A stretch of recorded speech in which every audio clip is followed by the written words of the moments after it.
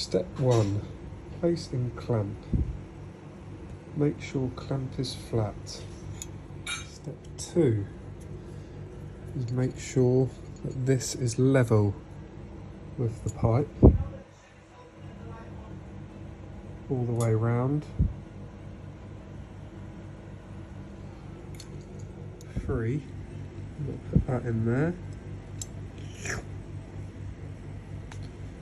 Step 4, you've got to tighten that onto there. It's the hardest because you've got to try and make that stay central the whole time, like central C.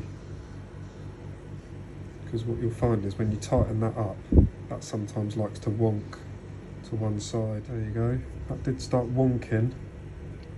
It's still not perfect, but at that point, there's not a lot you can do if you've already readjusted it twice. Yeah.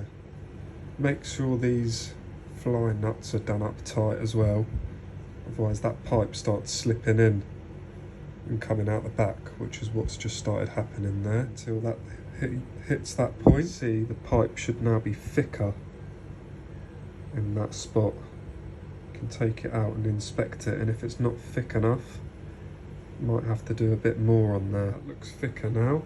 This is pretty much the final step now. This is when you know you've either cocked it or done it correctly, because that should flare out equally.